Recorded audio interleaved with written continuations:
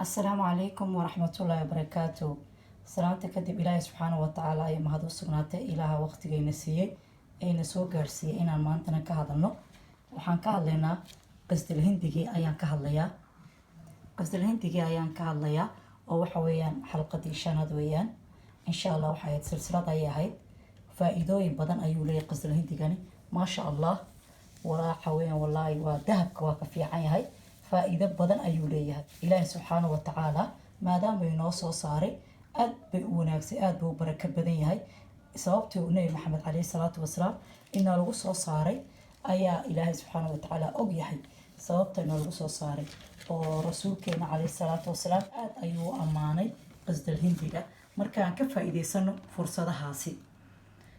waxoo kale insha allah rasuulku uu sheegay caleyhi salaatu wasalaam قال رسول الله صلى الله عليه وسلم عليكم بهذا العود الهندي فإن فيه سبعة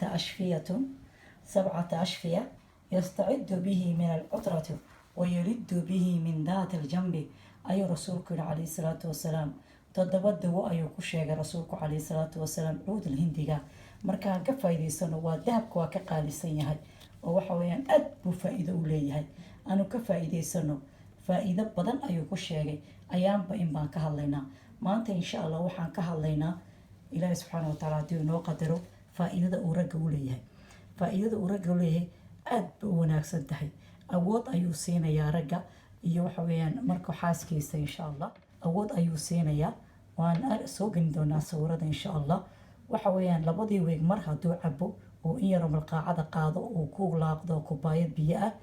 subxaana allah ilaahay subxaana wa tacaala faa-iido badan ayuu uga sheekeeyey ragga awoodda marka ay qof ragga ay ka yartaha oo kale uu xooga aanan uurka uu qaadsiin karin waxaweyaan dumarka kulleyba kuwo diyaar u ah weeyaan markasta inay uur qaadaan laakiin sababtu waa ragga ayay tahay inkastoo dumarku badanka u haystaan inay tahay dumarka laakiin sababtu waxaweyaan waa ragga marka waxaweyaan sababtaa ay ragga u tahay oo dumarku waxaweyaan markasta iyaga waa u diyaar inay ilmaha qaadaan marka insha allah wuxuu ka caawinayaa ragga wuxuu ka caawinayaa awood ayuu siinayaa qasdal hindigan markaa ka faa-iideystaan raggu dumarkuna faa-iido ayuu leeyahay waxa weeyaan ilaahay subxaana wa tacaala xanuun kasta oo waxa weeyaan hoosta ku dhaca faa-iduu leeyahay caafimaad ayuu siinayaa qofka waxa weeyaan haddii ay caadadu kugu xumaato amba ay ku dhibayso waxa weeyaan ilaahay subxaana wa tacaala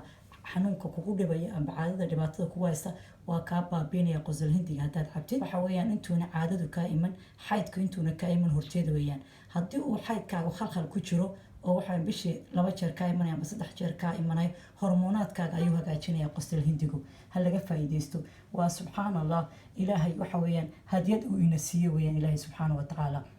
marka waxa weeyaan hormoonaadkaaga markuu hagaajiyo caadadii kaa iman jirtay 2 jeer ama 3 jeer kaa imanaysay mar qura ayay bishii kaa imanaysaa sidii loogu talagalay ayay u imanaysaa marka waa qofku markuu isticmaalo uu cabitaan ka dhigto qosol hindiga amba hadduu malabku yaro darsado uu subax walba in yar afka geliyo waa kolley cajiradahaygii hore ayaad ka daawan doontiin sidaan u isticmaalayo isticmaalkaan sameynayay midda kaleete waxa weeyaan qofku waxa weeyaan haddii maad aragtay garaac ku hayo ilmagaleenka oo kale dad baa jiray xanuunaan ilmagaleenku haddii ilmagaleenku ay infinan kasoo baxaan amba waxa weeyaan waxyaala xanuuno ay kasoo baxaan ilaahay subxaana wa tacaala uu ka safeynayaa qofku hadduu isticmaalo qosdal hindiga hadduu isticmaalo oo waxa weyan ilaahay subxaana wa tacaala finanka iyo xanuunada ku dhaca ilmagaleenka oo dhan waa wanaajinayaa waxaana faa-iido badan qosdal hindiga u leeyahay waxoo kaloo dumarka faa-iido u leeyahay ilmagaleenka ayuu adkeeyaa oo waxa weeyaan marka ilmaha qaado qofku ilmaha qaado ilmagaleenka uu adkeynaya beedka waxa weeyaan bowaidka ayuu adkeynaya marka insha allah laga faa-iideysto oo waxa weeyaan dumarka faa-iido badan ayuu leeyahay haddii ay waxa weeyaan dhibaata ka haysata ilmagaleenka uu kuu bogsiinaya xanuunadoo dhan buu ka kaxaynaya haddii ay waxa garaac aad leedahay xanuunada uu kaa wada kaxaynaya dad baa jira xanuun daraadeed ilmagaleenka inta laga soo saaro laga tuuraba marka waxa weeyaan intaan lagaa tuurinba waxa weeyaan ilaahay subxaana wa tacaala dawa ayuu noo soo dejiyey dawadan oo ah qasdal hindiga hanu ka faa-iideysano inta waxa weeyaan dhibaato badanba ay kusoo gaadhi dad badan waxay ka cawdaan ilmagaleenka ayay ka cawdaan waxa weeyaan ilaahay subxaana wa tacaala dawadaas usoo dejiyey rasuulkuna caleyhi salaatu wasalaam wuxuu ku dardaaray dumarka inay u cabaan qasdal hindiga wixii kaste ee waxa weeyaan macdanta ku dhaca oo dhan isaga ayaa ka dawaa raggana awood ayuu siinayaa wuxuu kale oo faa'iido u leeyahay qasdal hindigu hadduu qofku huurinayo amba waxaa dad baa jira hameenkii markay huurinayaan waxaa waa yar ursan karaa amba intuu sanka qabto ayuu sidaa u ursanayaa cajadaha korka ayaa laga arki doonaa sida loo ursado insha allah marka waxa weeye haddii habeenkaad huurisid huurada maalintaasaa kugu dambeynaysa taana ha laga faa'iidaysto waxaa kaloo jira dad waxa weeye madax xanuun leh madax aada u xanuuna amba say soomaalita dhanjaf ayay tiraahdaa amba maxaa la yidhaha xanuunka dhinaca ku dhaca shaqiiq ayaa carabta yidhahdaan marka mangarin bay yidhahdaan kole ingilishkana marka insha allah laga faa'iidaysto waxa weeyaan madax xanuunka badan waxaan u samayn karnaa insha allah rasuulku amaane calayhi salaatu salaam waa qasdal hindigii oo saliida qasdal hindiga oo saliid ah waa zayd alqasdal hindi ha laga faa'iidaysto wuxuu qofku sameynayaa saliidaasi saliida qasdal hindiga ayuu marinayaa maalin walba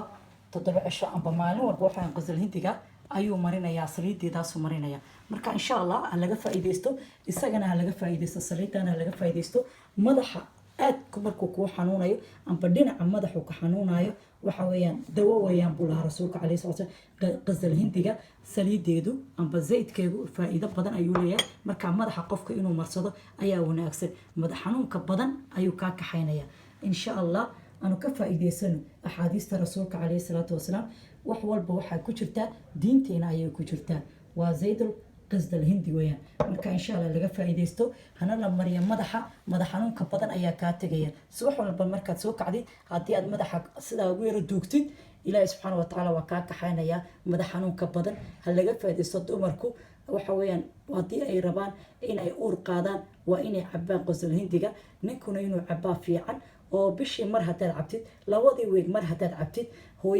hooyadana waxa weeyaan haddii ay hayso ilmo la-aan hadday hayso amba ay doonayso inay ilmo dhasho qasdal hindigu faa'iido badan ayuu siinayaa marka ha laga faa'iidaysto kaasina waxa weeyaan ilmo galeenka ayuu adkeynayaa uuna nadiifinayaa insha allah biidn illaahi tacaala ilahi waxaan kaaga rajaynayaa awlaad saalixa iyo ducooyinkii ee ambiyadu isku akhriyeen akhriso insha allah biidn illah أولاد صالحة يعني له كويدينيا السلام عليكم ورحمة الله وبركاته.